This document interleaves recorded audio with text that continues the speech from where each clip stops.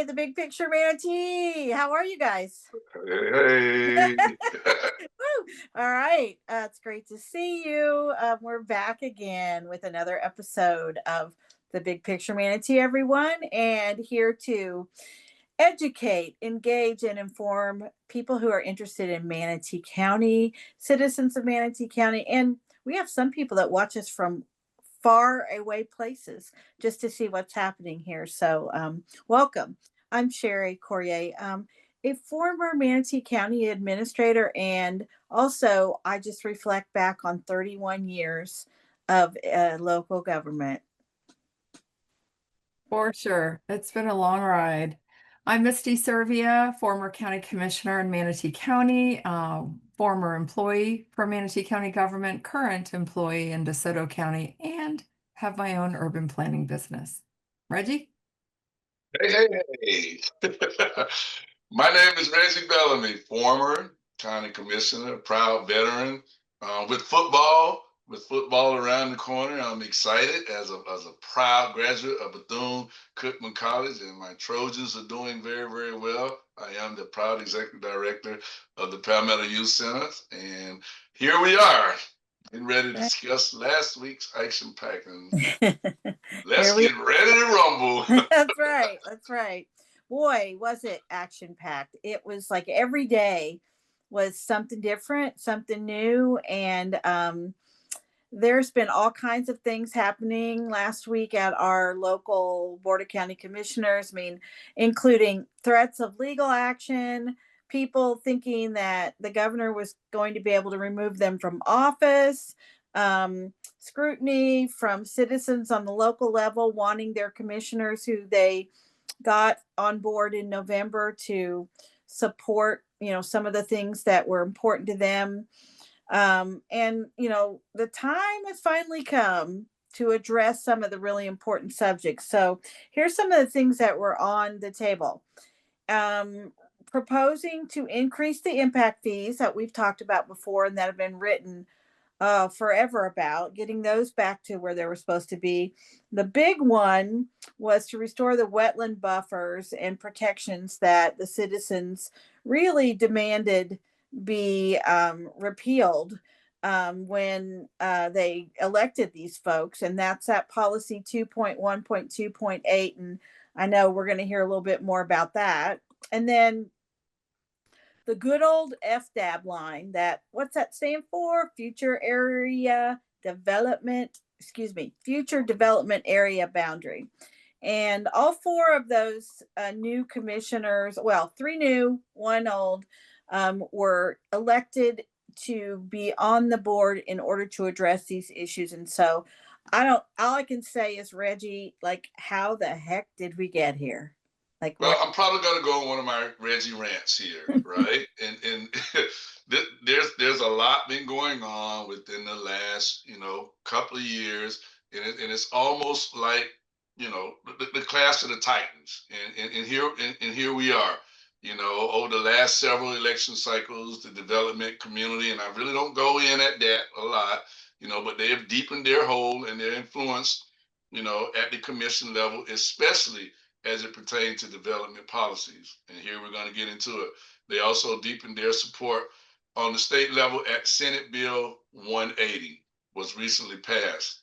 Senate Bill 180 is about to open up a lot of issues, and lawyers are about to have some fun. But anyway, what is it? What is it? It's titled the Emergencies Act.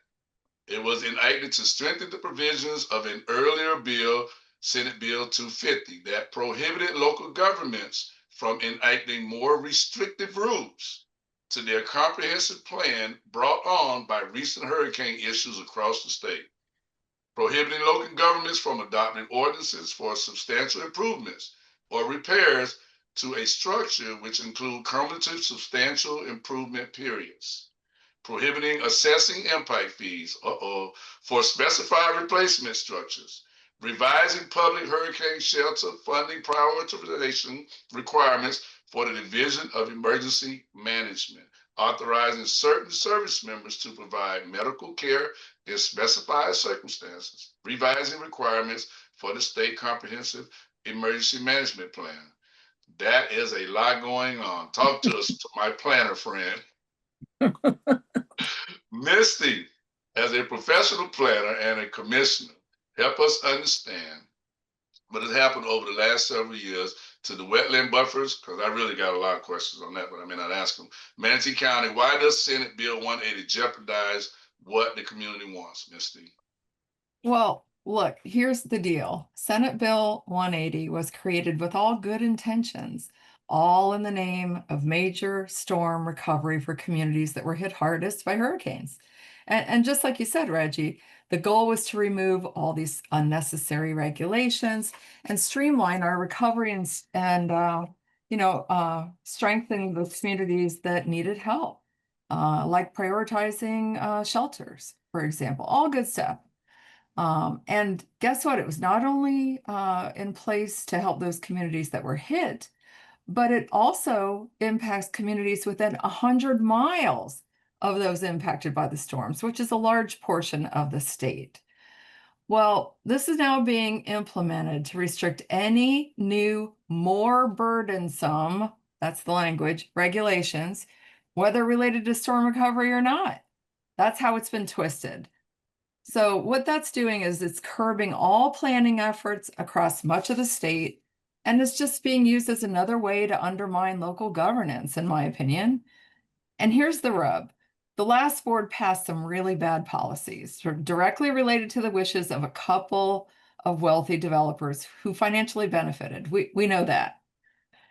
That board removed wetland buffers beyond the state minimum, and that hurt our coastal community, which needs bigger buffers to control flooding and help with water quality issues. Think about red tide, right? That's one of the things wetland buffers helps us with. That same board approved projects way beyond the FDAB. Now, Cheri just told you that's the Future Development Area Boundary. And that's a planning tool that creates a boundary and it identifies this is where the urban development stops and the agricultural land remains. And that allows local governments to plan for needed utilities and services and all those things that are very, very expensive. And it protects our agricultural lands. So it's a very common planning tool.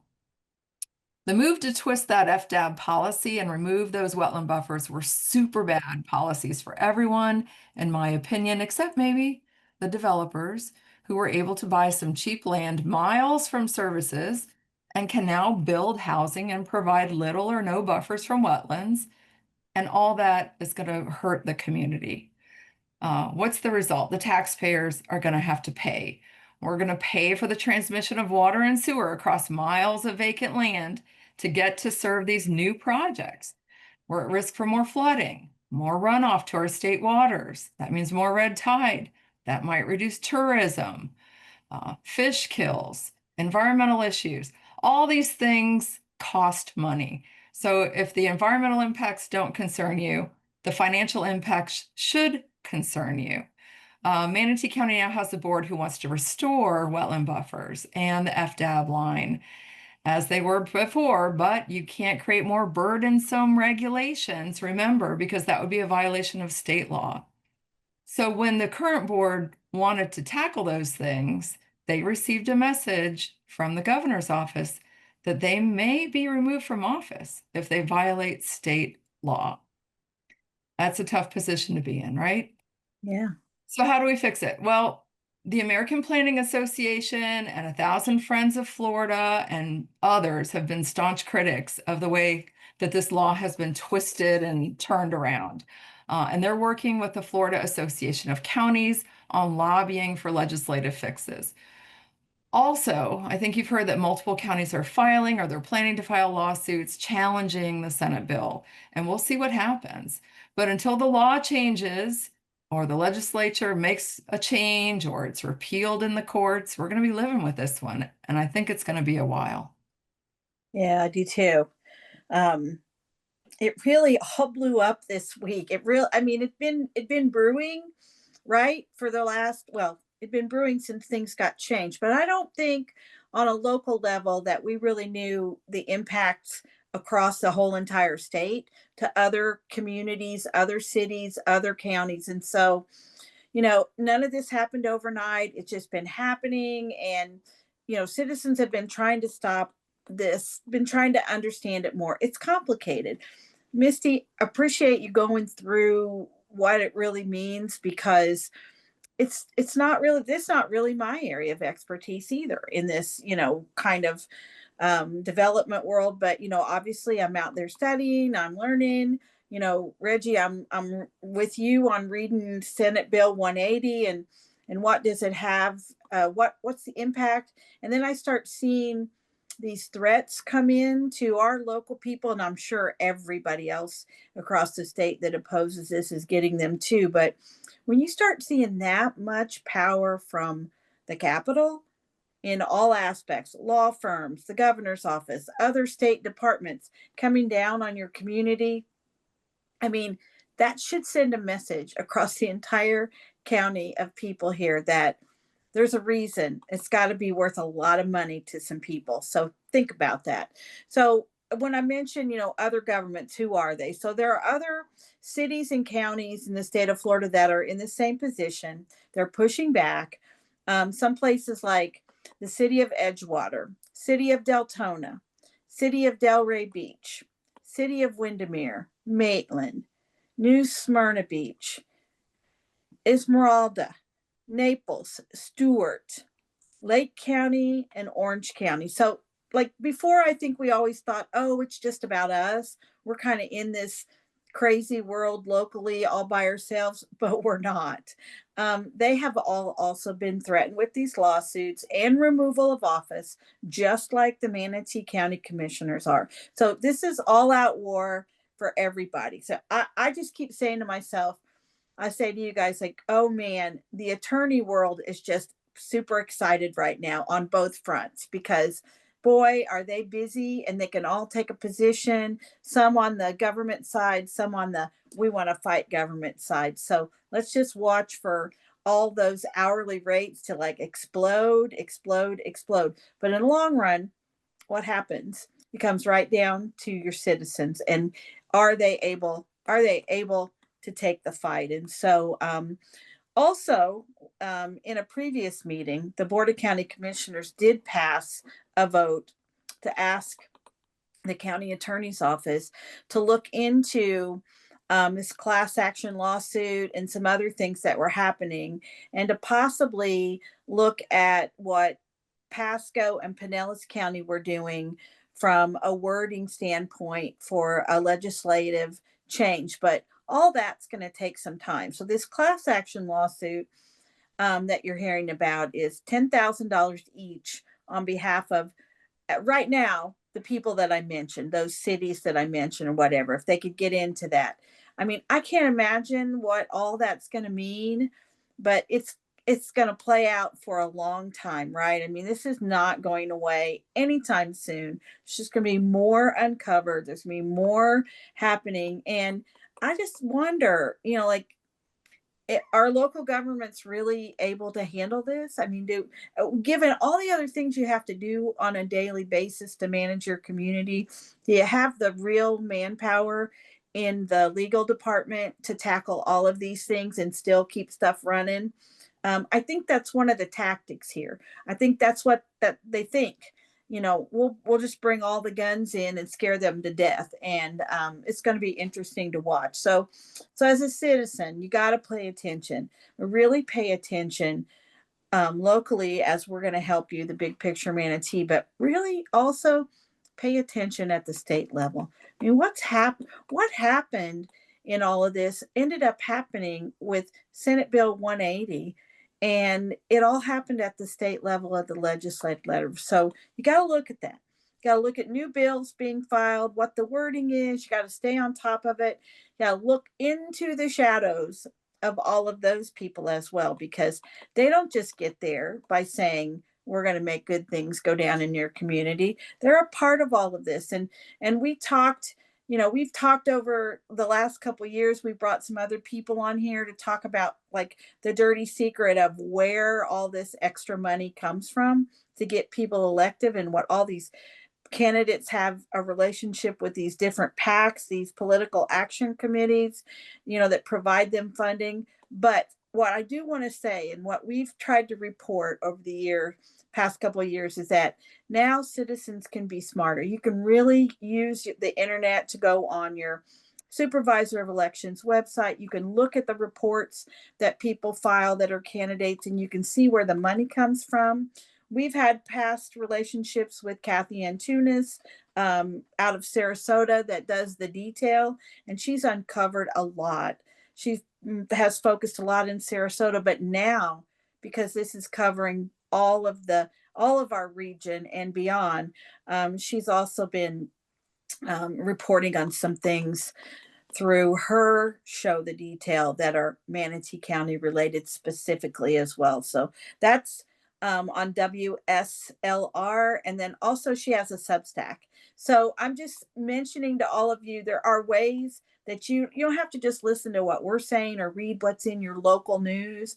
The Bradenton Times, the Bradenton Herald, the Sarasota Herald Tribune, will they still be able to write all the stuff that you need to know? I mean, that's a question I always wonder too, because everyone's filing lawsuits. So Misty and Reggie, it occurred to me as I'm watching all this unfold this week, like, as former commissioners, I mean, what would you do in this situation? If you were in one of those seats on the dais right now, like those 7 are now, what would you do? So Well, Reggie, yeah, what? yeah. So I probably should take a stab at it first because Misty has a different background with her professional expertise as a planner.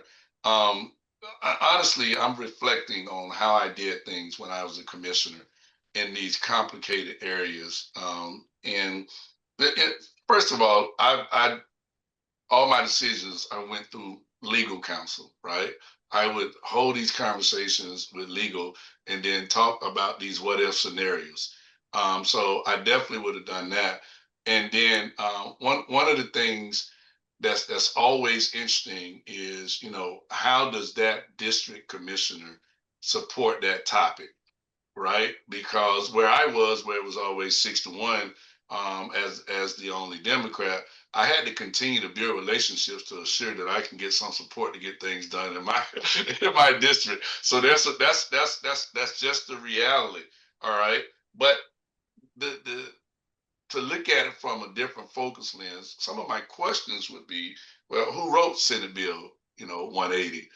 Who supported it, right? And this is where you have to do your research and see where this is coming from. And I've always said, make good decisions and avoid the unnecessary. And I honestly believe, I don't think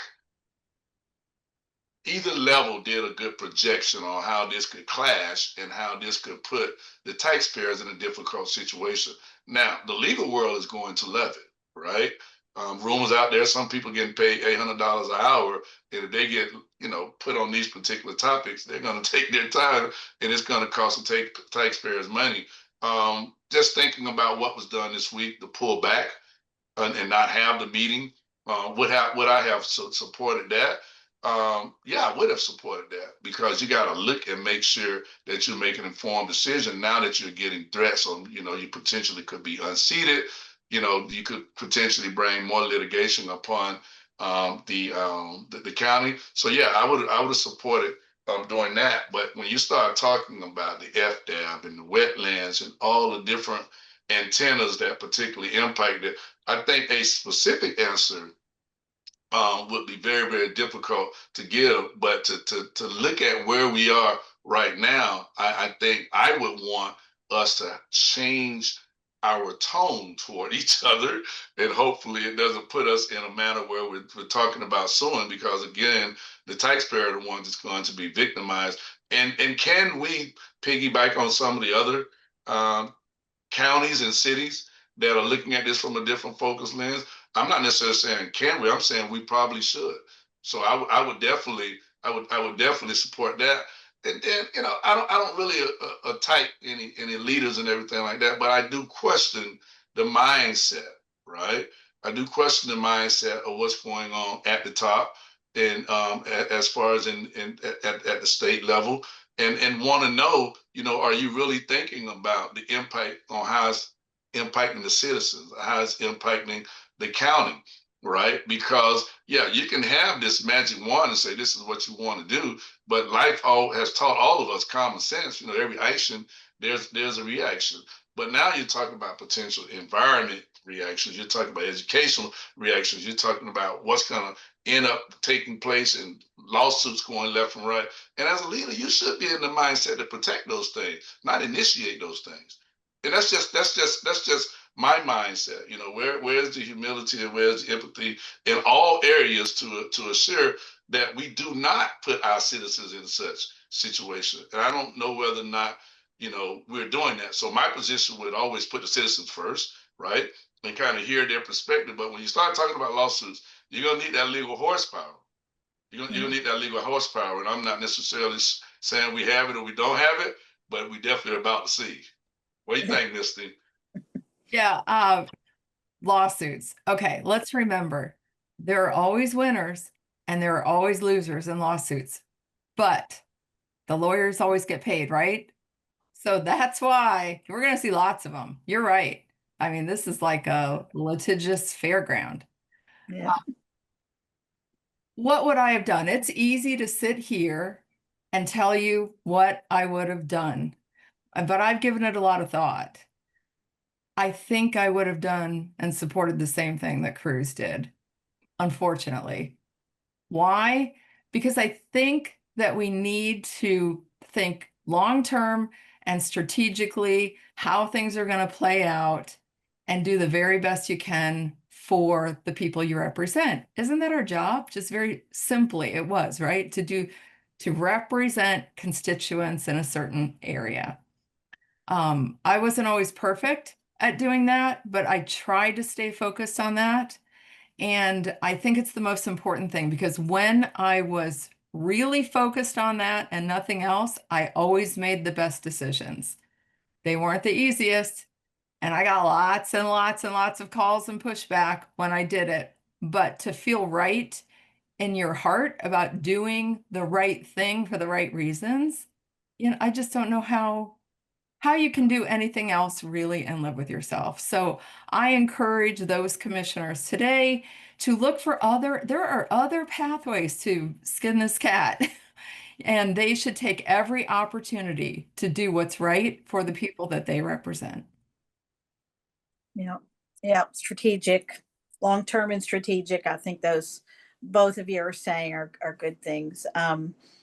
From an county administration perspective, I can't imagine the stress that one and everybody has, but the stress of trying to continue to operate all the departments while all this is going on and taking sort of center stage.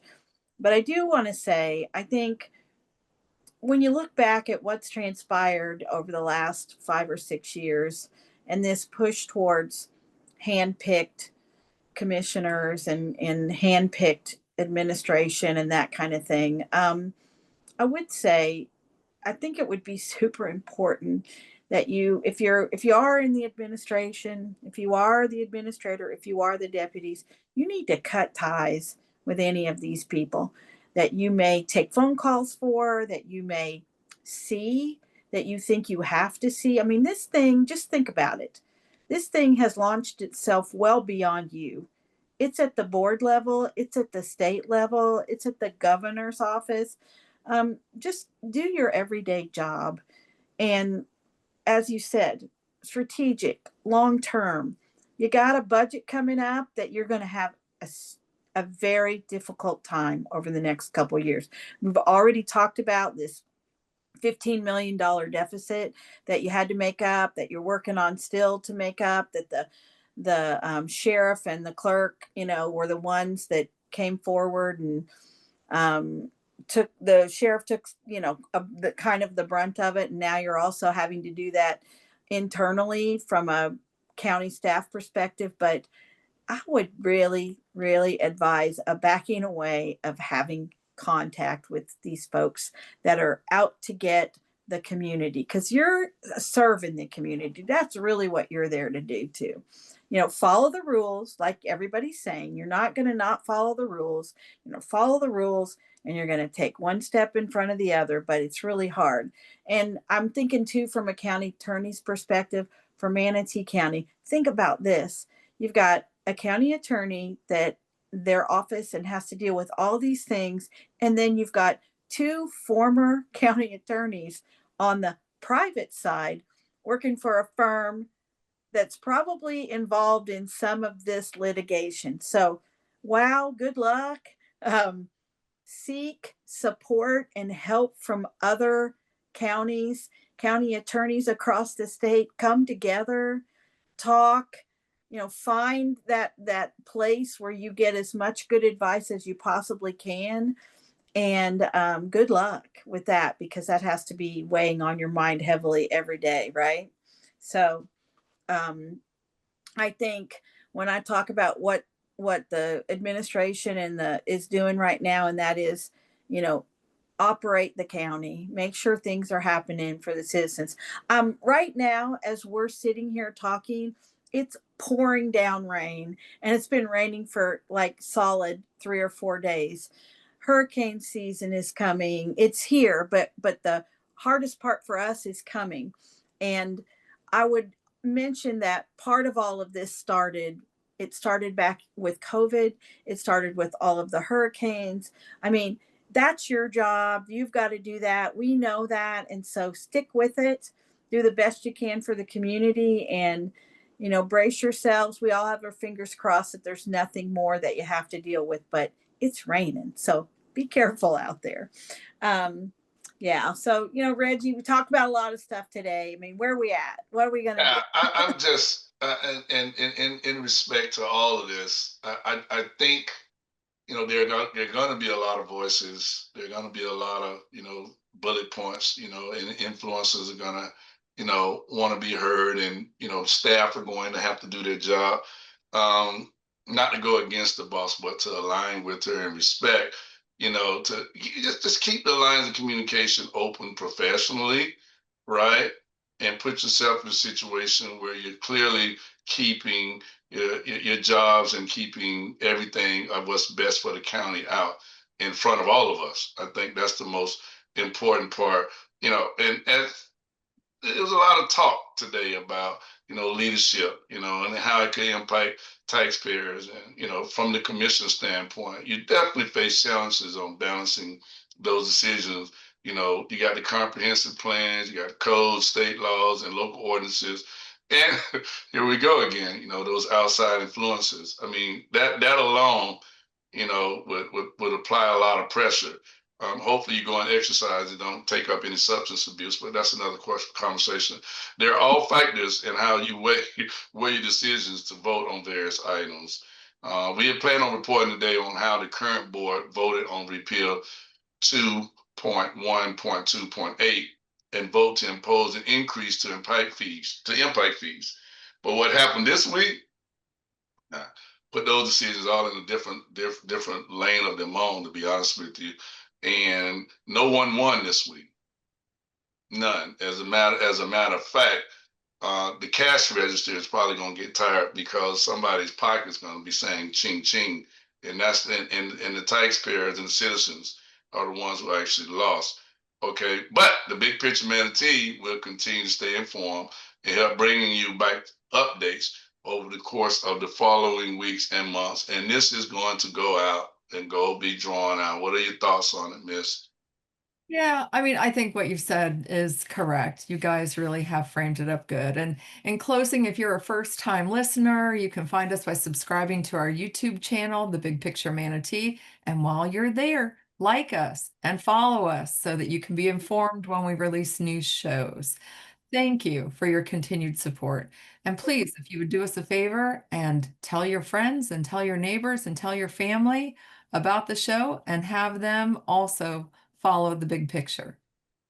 So, hey, just like today's show, we continue to bring back updates. We're going to come back again, and things you need to be aware of. And we continue to research the facts, stay engaged in our community. We encourage you to follow us on Facebook at The Big Picture Manatee, and share comments on our webpage, thebigpicturemanatee.com. We will watch for you and know what other content you want to hear about. Let us know. Cheri? Yeah, well, we try to lighten up, guys, because we know, like Reggie said, nobody won this week.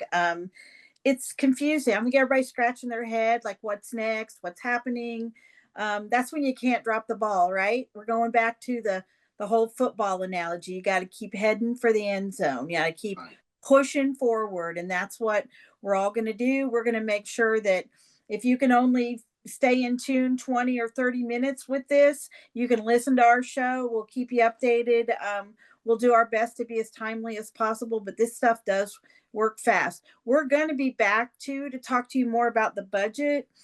We presented our last show. You can listen to that one as well, just the same exact places that Misty and Reggie mentioned. I got some phone calls, guys, from a couple people, and I know we heard from some folks that, were happy to see us report on, what those struggles are and what may happen. But it's been a difficult week for everybody, and we wish you the best. Stay safe out there and tune in to the Big Picture Manatee. Thanks, everybody. Thank See you. ya. See you later.